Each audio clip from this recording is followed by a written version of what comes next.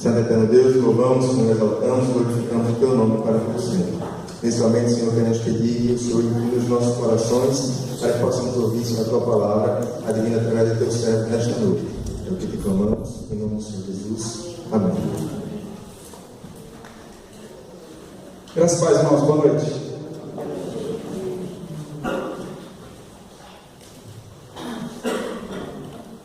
Que bom que estamos aqui mais uma vez para cultuarmos a Deus. Eu gostaria também que, sem delongas, nós abríssemos a nossa Bíblia em Mateus capítulo 5. E nós vamos continuar a mensagem que nós começamos a pregar semana passada, e ainda é a parte 1, porque nós vimos que há uma sequência lógica nesse texto. Então estamos dando continuidade ao assunto da semana passada, que é o caráter do reino em nós, e demonstrando o poder do céu em nós. Então, como é que o poder do céu nos transforma? Como é que nós podemos demonstrar isso? Então, na semana passada nós falamos sobre os que são humildes de espírito. Falamos que essa é a principal bem-aventurança, essa é a principal das características, porque tudo que vai acontecer nas nossas ações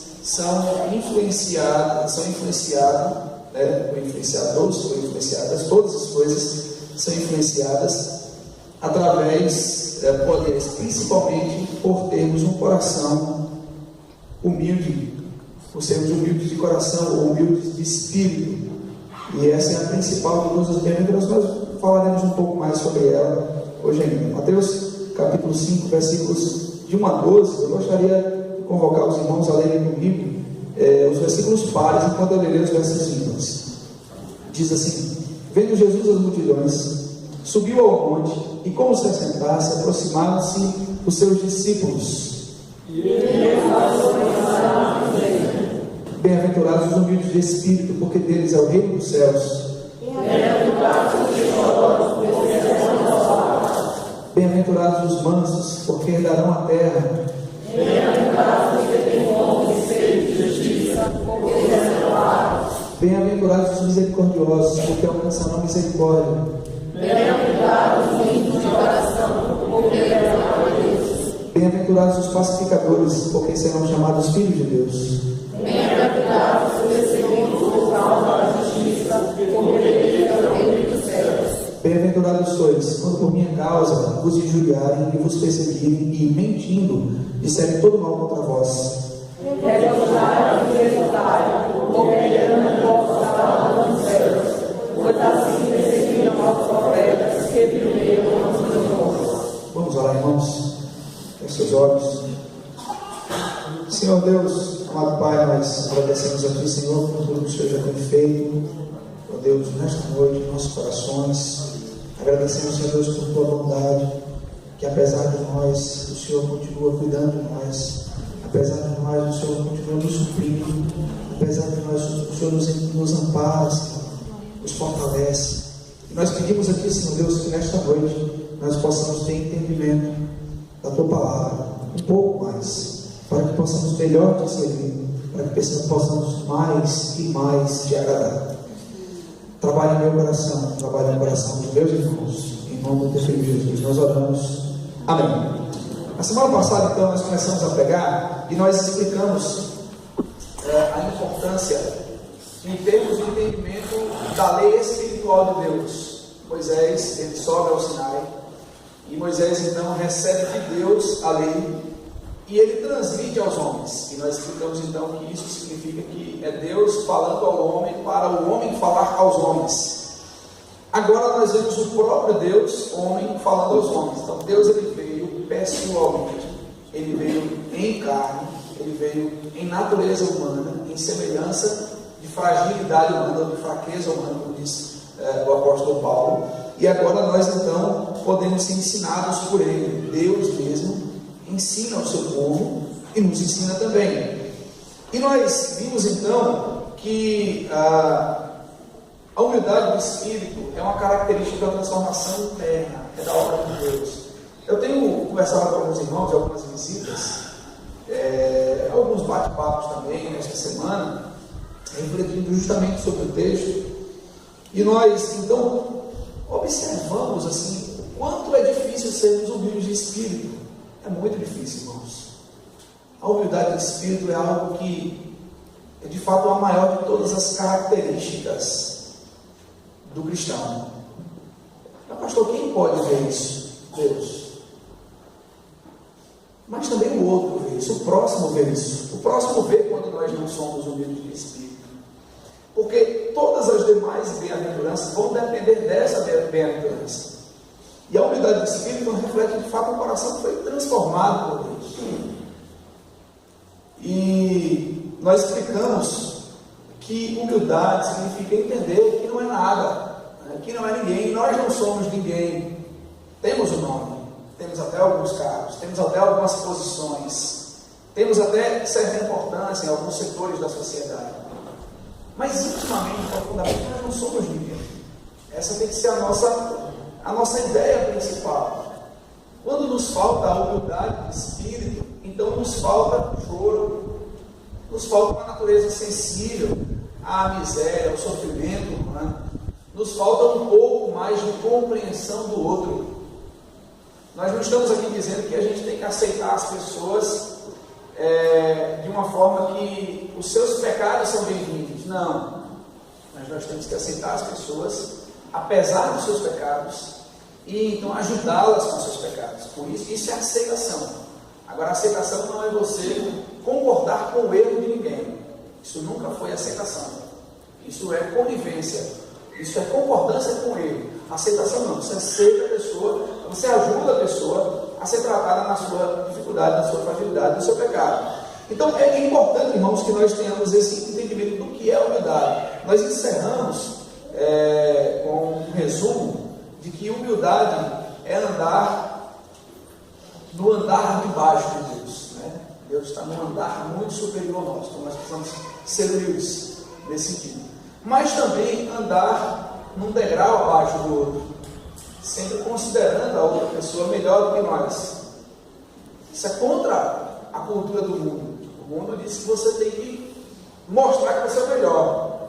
Na verdade, a gente acaba fazendo algumas coisas bem feitas e acaba se destacando por isso. Mas a gente não tem que dizer ninguém que é melhor do que ninguém. Então, a humildade é você preferir o outro em honra. Humildade é quando a gente ouve algo que muitas vezes vai nos ferir e a gente recebe aquilo com sabedoria e a gente trata com sabedoria. Essa é uma forma de nós sermos humildes. Conversando com vários pastores, alguns amigos, e nós vemos, por exemplo, um dos males dos dias atuais, dos tempos modernos, são os problemas dos grupos de WhatsApp. Quando duas pessoas se desentendem num grupo de WhatsApp, as outras ficam assistindo ao espetáculo do desentendimento, porque ninguém quer ser humilde, ninguém quer admitir, ninguém quer confessar, ninguém quer pedir perdão. Conversava hoje com os irmãos lá em Galilha sobre isso, logo pela manhã, estudando a lição 4 sobre a lei de Deus, e antes de Deus estabelecer a lei, Deus disse 3 coisas muito importantes para o homem, 3 leis importantes. Olha, no dia que você comer, você morrerá, não come. Então foi a primeira lei que Deus deu. A segunda lei foi quando Deus fala com Caim. Ele diz assim: olha, o pecado está batendo a sua porta, mas cumpre a você dominar. Se você proceder bem, você será aceito. Então, resista ao pecado. E terceiro, ser uma bênção. E nós vivemos em tempos onde as pessoas vão para as igrejas e para os cultos buscarem uma bênção, mas elas não vão para tentarem ser uma bênção. E ser humilde de espírito é tentar ser bênção, é tentar mostrar que Deus realmente está trabalhando no nosso coração, no nosso caráter. Quando nós externamos uma atitude de violência, significa que dentro de nós já estamos mais sujos, mais podres, mais depravados. Mas quando nós resistimos em revidar de forma violenta, isso mostra que dentro de nós estamos lutando. Não é porque nós somos bons, é porque nós estamos conseguindo vencer a nossa natureza, que é difícil. Então, a humildade do espírito, ela é a chave para nós chorarmos. Nós falamos na semana passada que o manso é a pessoa que sofre a aflição sem revidar. É interessante como Paulo, ele trata com Timóteo no capítulo 4, toda a sua segunda carta a Timóteo, mas ele vai falar sempre com Timóteo: você precisa ser manso, você não pode ficar revidando afrontas, você tem que exortar com mansidão, você não deve viver a contender, o servo de Deus não vive a contender. Então, se existe contenda do lado de fora de nós, significa que não há mansidão interna, que é a humildade do Espírito. Então, irmãos, todas as características do reino de Deus em nós estão extremamente dependentes ou consequentes à humildade do Espírito. Quando nós não sabemos conversar com alguém, isso reflete a nossa falta de humildade do Espírito. Quando nós revidamos palavras agressivas, isso demonstra a nossa falta de humildade do Espírito.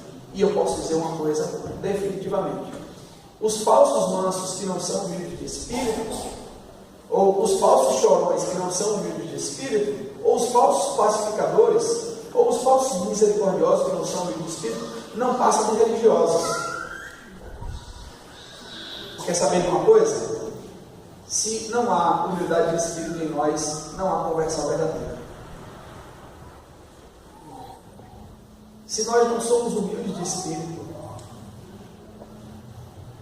se não há orgulho em nós, aliás, se há orgulho em nós, nós não somos humildes de espírito. Consequentemente, o que não é humilde de espírito, ele tem o coração de pedra, ele não é convertido. Então, aqui é um alerta muito importante do verdadeiro reino de Deus em nós. A humildade do Espírito é a maior de todas as características do reino de Deus em nós. A humildade do Espírito é a marca do reino de Deus em nós. Se há humildade do Espírito, há reino de Deus em nós. Se não há humildade do Espírito, não há reino de Deus em nós, portanto não há conversão. Não existe conversão onde não há humildade do Espírito. Então nós precisamos assimilar isso, a importância da humildade do Espírito. Todas as demais bem-aventuranças dependem dessa bem-aventurança. Todas as demais qualidades ou características do reino de Deus dependem dessa característica de humildade de Espírito. Então, hoje nós ficamos de meditar a partir do verso 6, quando o texto sagrado nos diz: bem-aventurados os que têm fome e sede de justiça, porque serão fartos. Bem-aventurados os que têm fome e sede de justiça, porque serão fartos. A fome de justiça e a sede de justiça é algo que está presente em toda a Escritura e começa pelo próprio Deus. A fome de justiça e a sede de justiça começa quando o pecado acontece no jardim. A fome de justiça e a sede de justiça começa com Deus, que vai à procura do homem, que depois do pecado busca fugir de Deus. Após o pecado, e nós conversávamos hoje também em Carira sobre isso, meditando com os irmãos da Escola Bíblica Dominical, nós vemos por quanto não há arrependimento natural do homem para com Deus. Não há um arrependimento natural do homem. Olha, quando o homem pecaram, né, mulher e homem, os homens começaram a buscar esconder os seus pecados. Eles começaram a dar um jeito de cobrir os seus pecados. Primeiro, o que eles fizeram? Eles cozinharam folhas de figo e cobriram suas partes íntimas, porque eles descobriram que estavam nus. Descobriu-se a maldade. Descobriu-se agora que, além da obediência, existe a desobediência. Descobriu-se então que existe a vontade de Deus e que ela não foi feita, e existe a vontade do homem, que foi então feita. Então, o que foi que o homem fez? Não há uma atitude de arrependimento. Deus, então, ele tem fome e sede de justiça, e ele vai à procura do homem. É lógico que Deus sabia. Deus sabia que o homem tinha pecado. Deus sabia o que estava no coração do homem, porque foi ele que coração. Tem uma canção do grupo Logos que diz: os olhos não enxergam lá dentro e a alma é um mistério profundo que só quem a criou conhece bem de perto. Deus conhecia bem de perto a alma de Adão. E Deus então tem a atitude. Adão não teve a atitude de ir para Deus. Adão teve a atitude de fugir de Deus. E Adão então se esconde, cozinha as folhas de figo para poder cobrir suas partes, ele e Eva. E então Deus, primeiro questionamento de Deus: Adão, onde você está? Isso é Deus desejando a sua justiça. Porque Deus sabia do pecado. Porque Deus sabia que Adão tinha comido do fruto. E Deus espera, na verdade, essa forma de falar espera, não é que Deus tinha alguma esperança em Adão. Mas Deus força, Deus instiga Adão a confessar o seu pecado. Onde você está? Aí Adão disse assim: Senhor, eu ouvi a tua voz e me escondi. Aí Deus diz assim: você comeu da árvore que eu falei para você não comer. Aí Adão poderia naquele momento dizer: Senhor, o Senhor falou para eu não comer. É verdade, eu errei, eu estou profundamente triste por causa do meu pecado, por causa da minha desobediência. Mas Adão não reconhece. Ele não tem fome e sede de justiça. Ele diz: a mulher que o Senhor me deu, ela me deu de eu comer. Adão está dizendo o seguinte: Senhor, a culpa é do Senhor e da mulher. Em seguida, o Senhor vai lá para Eva: Eva, você comeu da árvore que eu falei para você não comer. Eva disse: a culpa é do Senhor e da criatura que o Senhor fez.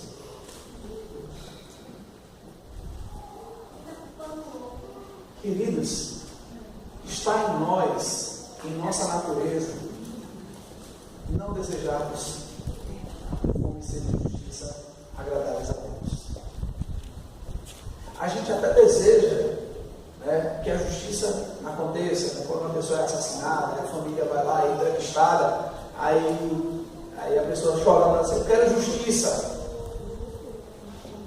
Aí o transgressor diz: eu quero direito. A família diz: eu quero justiça. A lei diz: tem que haver justiça. Aí vai alguém defender e diz: não, ele tem direito.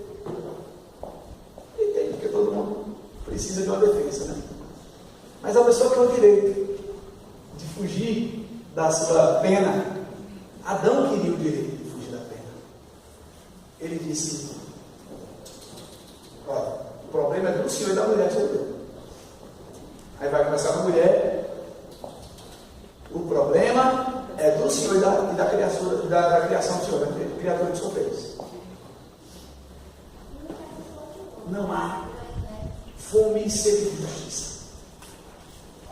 Assim caminha a humanidade, como diz um poeta brasileiro. Assim caminha a humanidade. A humanidade não quer de maneira nenhuma fome e sede de justiça da forma que Deus quer, da maneira que Deus quer. Queridos irmãos, nós estamos vivendo num contexto onde as pessoas não querem a justiça.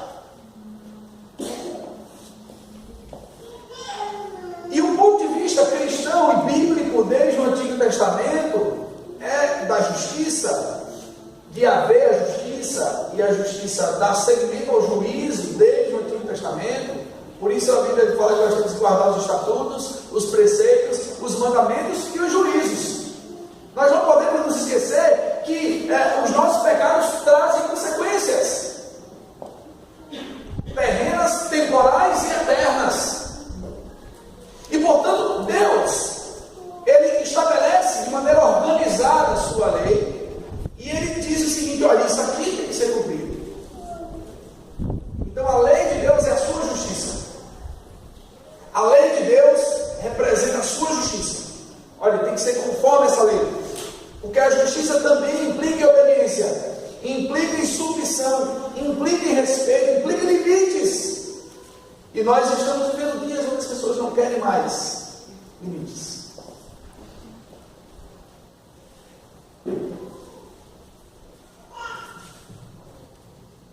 E a palavra de Deus nos mostra, nesse contexto, ou nesse conceito de fome e sede de justiça, que Deus ele tem uma justiça em relação aos pecados.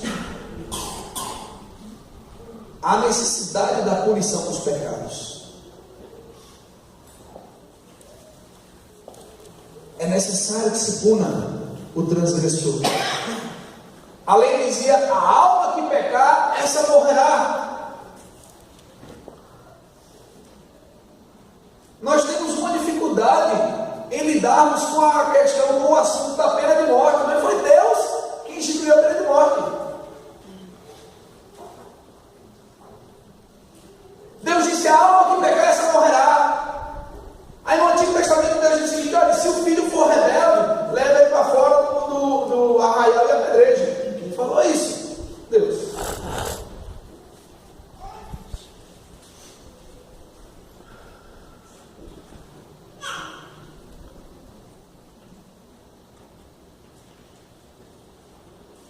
Os assassinatos,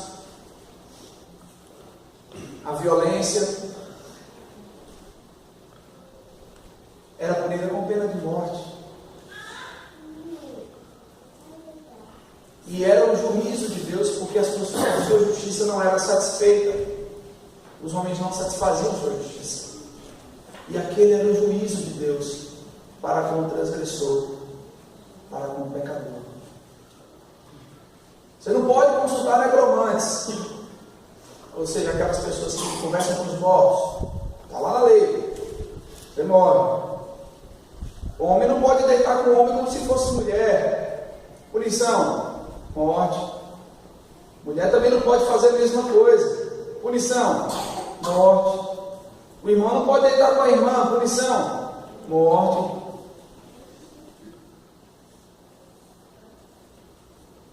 Porque os homens não atendiam à justiça de Deus.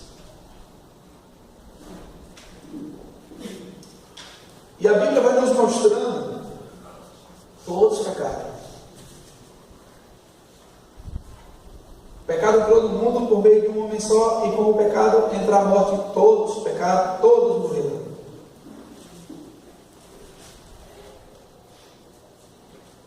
Para tornar mais grave a situação, todos nós nascemos em iniquidade. Portanto, incapazes de cumprirmos a justiça de Deus. E por que então nós devemos falar sobre os que têm fome e sede de justiça? Porque há um coração transformado. Há um coração que se tornou humilhado pela consciência de Deus e da sua santidade. Há um coração que se transformou, se tornou conhecedor de Deus e da sua santidade. Mas também há um coração que olha arrependido para os seus pecados, para a sua natureza, para todos os crimes cometidos diante de Deus, e sabe que a punição que deveria ser dada a si era a morte e a condenação, mas encontrou graça, encontrou favor, encontrou perdão. Agora então, sabendo que eu merecia a condenação, encontrei graça, encontrei absolvição, porque alguém pagou o preço em meu lugar.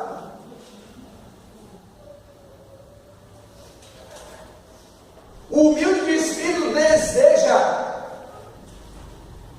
ele tem fome e sede de justiça, ele vai perseguir isso, ele vai atrás disso, ele vai à procura disso, porque uma pessoa que está com fome e com sede, se vira, se desespera, busca ansiosamente saciar-se. Assim então, queridos irmãos, fome e sede de justiça significa a busca obsessiva pela obediência a Deus.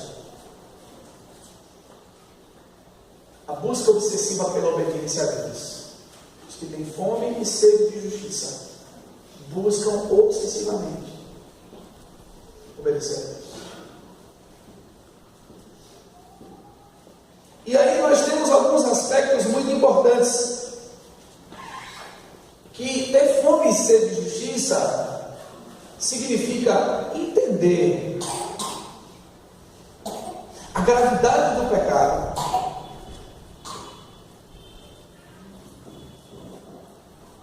e olhar para o preço que foi pago. Alguém satisfez a justiça de Deus como nenhum outro homem poderia satisfazer. Nenhum outro homem poderia atender todos os requisitos e exigências de Deus. E aí alguém vai lá e faz tudo conforme a vontade de Deus, conforme Deus quer. E alguém se alegra por aquele que pôde obedecer,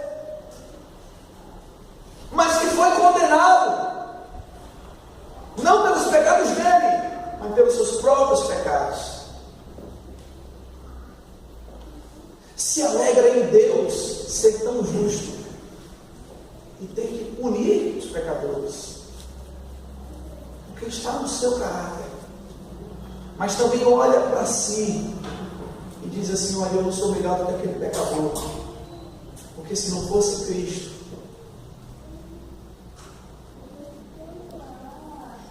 eu estaria na mesma condição. Isso é humildade de espírito em quem tem fome e sede de justiça. Eu acho tão interessante, eu gosto muito de fazer a reflexão sobre a traição de Judas e a traição de Pedro.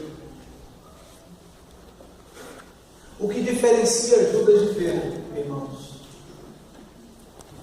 é a intercessão de Cristo.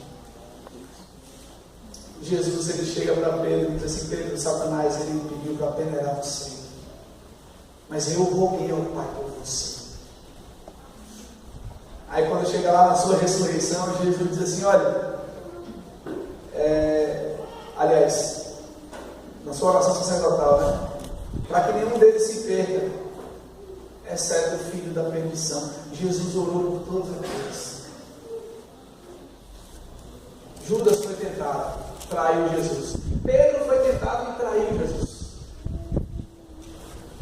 A grande diferença é: Jesus intercedeu por Pedro. Jesus intercede por nós. Quando você para, quando eu paro e penso nas nossas maldades de Deus, nas nossas traições para com Deus, a gente olha lá para Hebreus, capítulo 7, versículo 25, e vê que Ele vive para interceder por nós. Ele está intercedendo por nós. Isso é fome e sede de justiça, porque Ele sabe da nossa natureza, da nossa fraqueza, embora nós não devemos usar isso como desculpa para pecarmos. Portanto, queridos irmãos, os que têm fome e sede de justiça, eles conhecem a justiça de Deus e conhecem o seu juízo. Eles foram perdoados por Deus. Por isso, eles sabem da sua condição e da sua falta de condição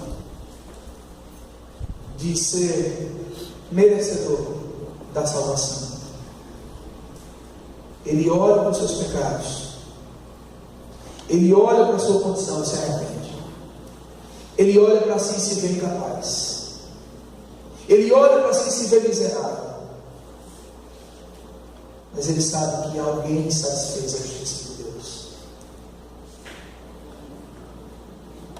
Mas também, queridos irmãos, os que têm fome e sede de Deus, do ponto de vista bíblico, eles praticam coisas justas e honestas, agradáveis a Deus, que dão prazer a Deus. Eles praticam a justiça.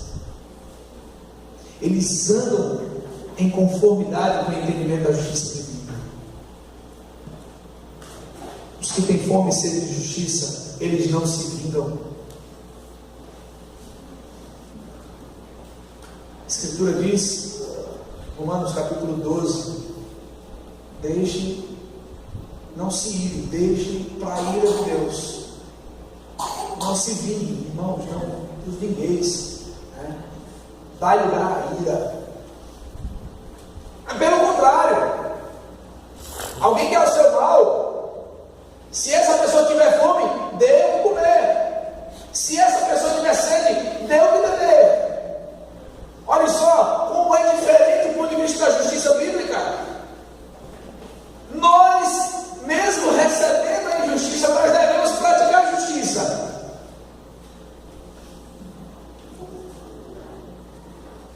Porque há em nós humildade de espírito suficiente. Porque Deus pegou aquele coração de pedra e transformou no coração de carne. Transformou no coração obediente a Ele. Transformou um coração que não dava prazer em um coração que dá prazer. Isso é a justiça de Deus. Essa é a sua justiça. Tiago diz, Tiago capítulo 1, versículo 20. Não, porque a ira do homem não produz a justiça de Deus. Desde que Deus julgue, desde que Deus faça, não queira resolver da sua forma, não queira resolver do seu jeito. Entregue ao Senhor, confie nele, coloque nas mãos de Deus. Certamente o Senhor dará vitória naquilo que tanto nós realmente precisamos e somos afrontados. Qual é a nossa atitude? Qual deve ser a nossa atitude? Qual deve ser a sua atitude? Vamos ler juntos aí o versículo 7. Vamos lá? Bem-aventurados.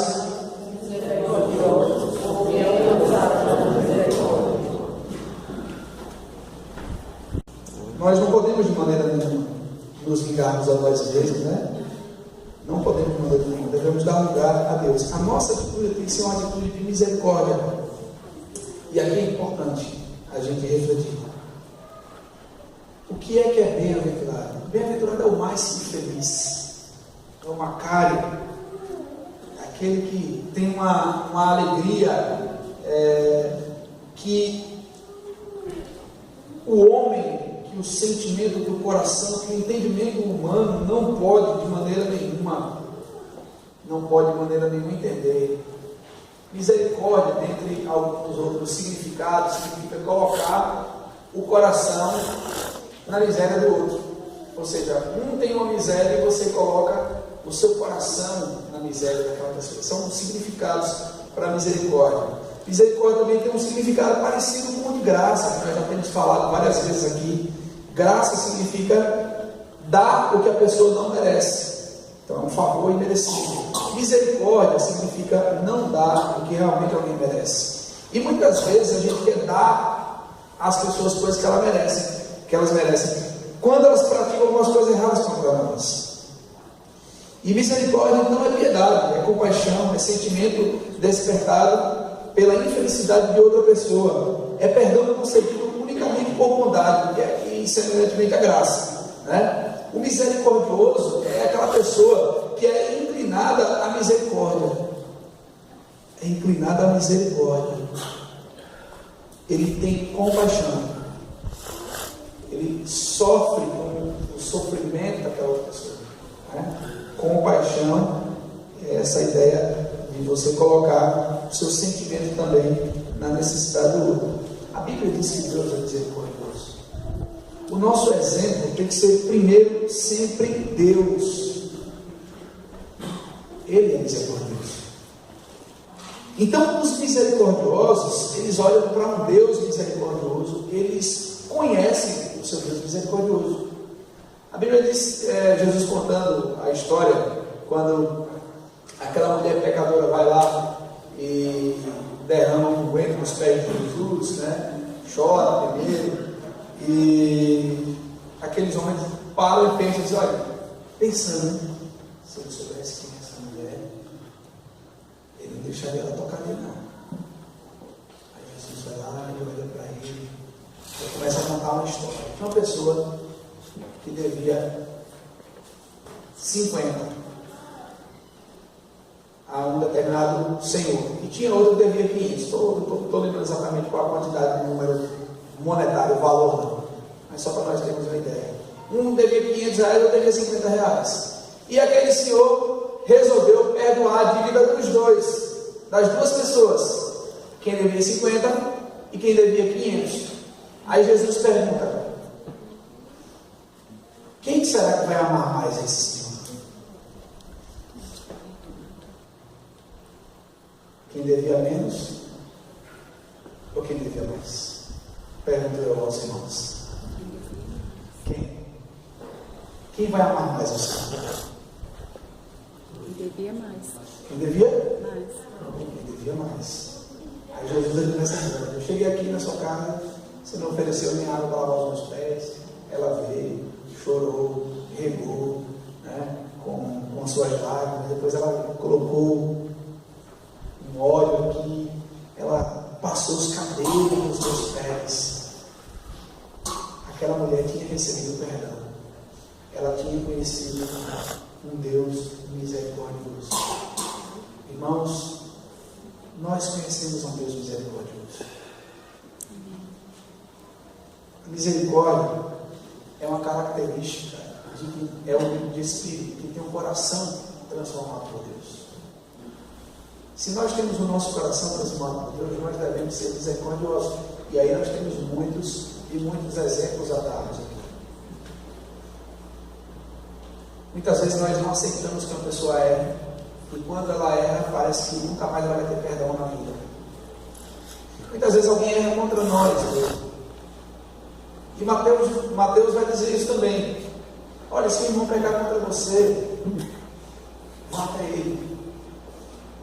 Tem gente que diz: não, eu estou do meu direito, eu estou certo, eu estou certa, ela que vem à minha procura, ele que vem a me procurar. E muitas vezes, irmãos, eu gostaria de falar isso aqui mais uma vez, nós perdemos o direito de estarmos certos. Nós gozamos a justiça com o pecado. Nós pensamos que por estarmos certos, nós temos o direito de humilhar, de fazer e desfazer. Nós temos a razão. Não, eu estou com a razão. Vai morrer na minha unha. Falou aquilo comigo, vou esperar ter muita gente para falar comigo também, para humilhar.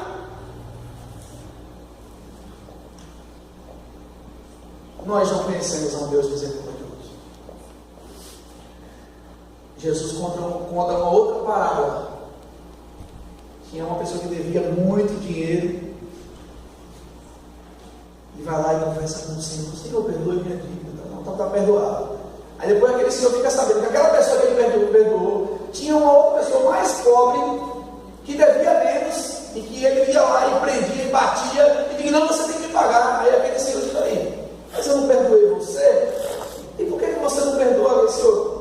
Aí o Senhor vai lá, recolhe ele, lança na prisão e ali há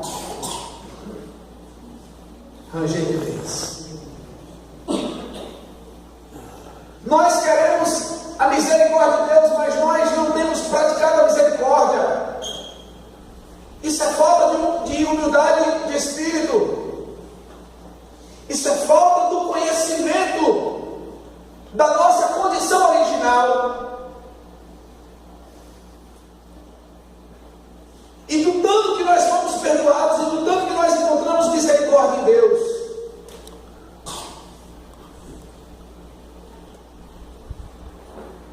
Dos verdadeiros cristãos, daqueles que têm o céu em seus corações.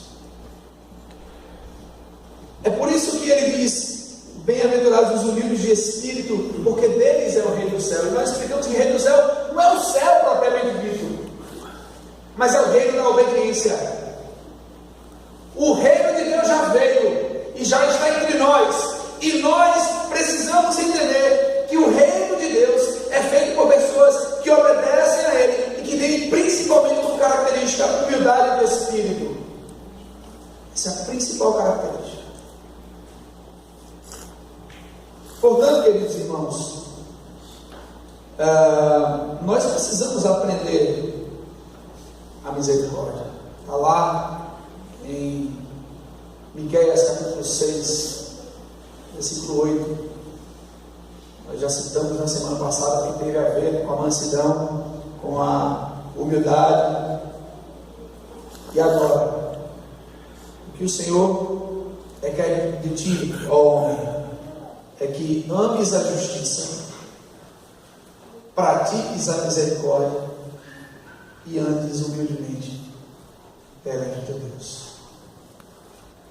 Deus quer que nós amemos o que é certo. E se o irmão errar, e se a irmã errar, a gente tem que dizer: olha, você está errado, você errou, você fez isso de errado. O seu erro nos trouxe problemas. Você vai ser punido. Mas saiba de uma coisa: nós amamos você, não concordamos com o seu erro. Isso é misericórdia.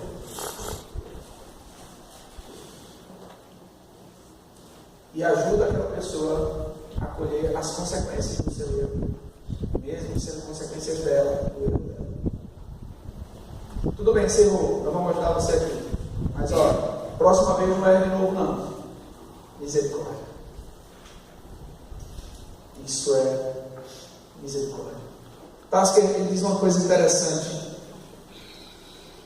Ele diz que os misericordiosos são aqueles que são conscientes de serem indignos, recipientes das misericórdias de Deus, e que não fosse por essa misericórdia, eles não seriam apenas pecadores, mas seriam pecadores condenados. Consequentemente, esforçam-se por refletir no seu convívio com outros algo da misericórdia que Deus mostrou para eles.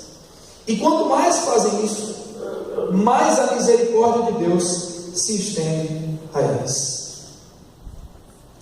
Qual é a consequência daqueles que são misericordiosos? Versículo 7, vamos lá juntos? Bem-aventurados os misericordiosos, porque irmãos, veja bem, quem planta misericórdia colhe misericórdia. Tem muita gente que não merece o seu perdão,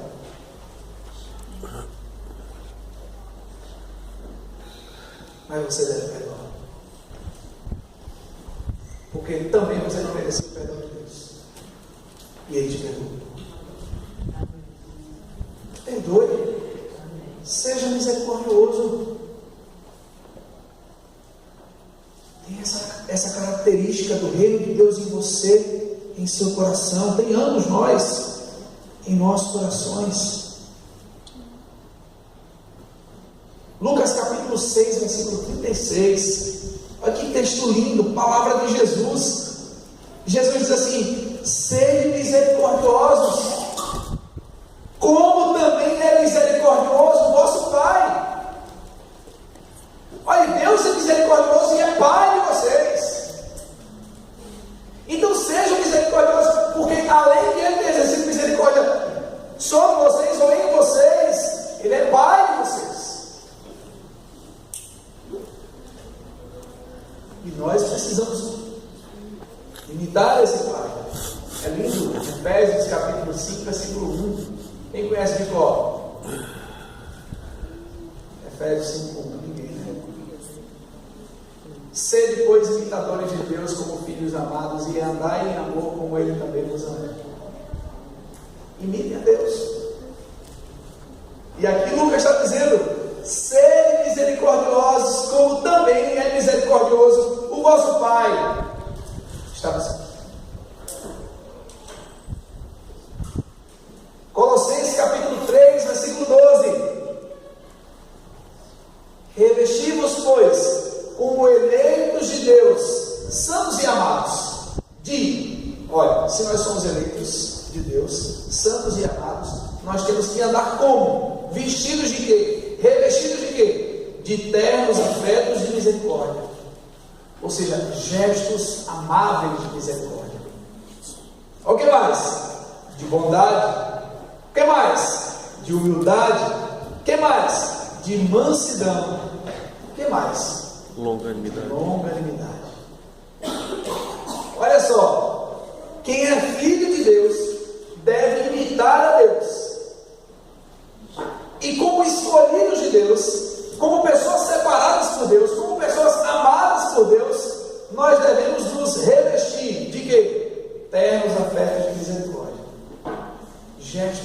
pais e irmãos.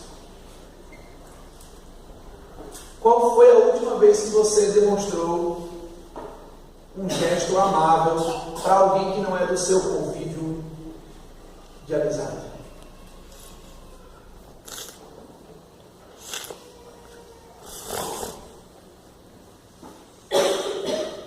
Porque se a gente falar para quem é do convívio de amizade, é fácil. A gente vê, a gente abraça, pega na mão, chama para comer em casa, faz ela tomar um café. Né? Agora, para quem não é do nosso convívio, e vamos dificultar a situação. Para quem nos ofendeu, qual foi a última vez que nós demonstramos ternos gestos de amor?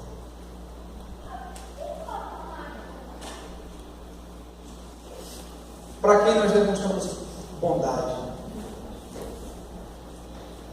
Qual foi a última vez que nós demonstramos bondade? Qual foi a última vez que nós demonstramos humildade? Qual foi a última vez que nós demonstramos mansidão,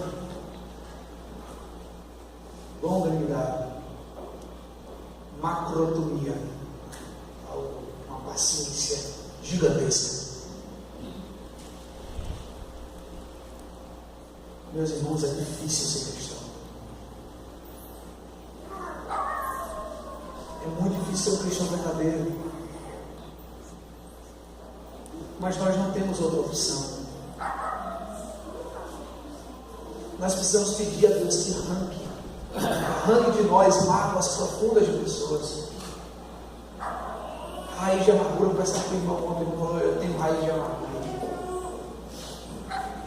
Eu estou muito magoado, estou profundamente magoado. Irmão, isso não é de cristão.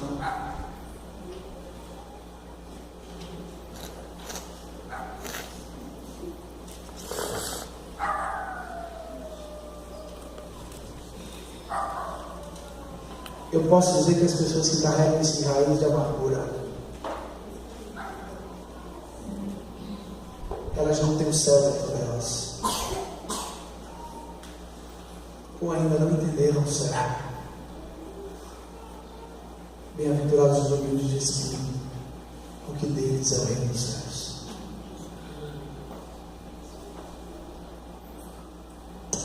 Exercite nessa semana, irmão, irmã, a humildade do espírito. Comece orando a Deus em casa mesmo, dizendo: Senhor, me ajude a viver de uma maneira transformada. Queridos irmãos, Deus se alegra nos humildes de espírito. Consequentemente, são pessoas mais sensíveis às necessidades dos outros. Consequentemente, são pessoas que não revidam o mal que sofrem. Consequentemente, são pessoas que desejam a justiça e aguardam que Deus um dia julgue. Consequentemente, são pessoas que praticam a misericórdia, porque receberam a misericórdia. Estimulam a misericórdia, vivem a misericórdia, desejam a misericórdia e colherão mais misericórdia da parte de Deus. Amém? Vamos lá. Senhor, nós te agradecemos, Pai, por essa noite. Pedimos a Deus que continue operando em nossas vidas, renovando a nossa fé, Senhor. Pai, nos ensine a andarmos como mestre e ador. Senhor, nos ensine a andarmos como filho de Deus, como diz a tua palavra no Salmo 112, versículo 4: ao justo nasce luz nas trevas, porque ele é benigno, misericordioso e justo. Senhor Deus, opere em nossos corações. Pai, se há sinal ainda de não conversão em nós, que o Senhor trabalhe em nós isso. Deus, que os meus irmãos aqui amem uma vida de humildade de espírito, consequentemente estejam mais sensíveis aos problemas do mundo, chorem pelos seus próprios pecados, pelos pecados de outras pessoas, consequentemente, ó Deus, que vivam em um caráter de sabedoria e mansidão, a ponto de não quererem revidar nenhum mal, mas de amarem, deixando que o Senhor, que é justo, e que a justiça também se faça.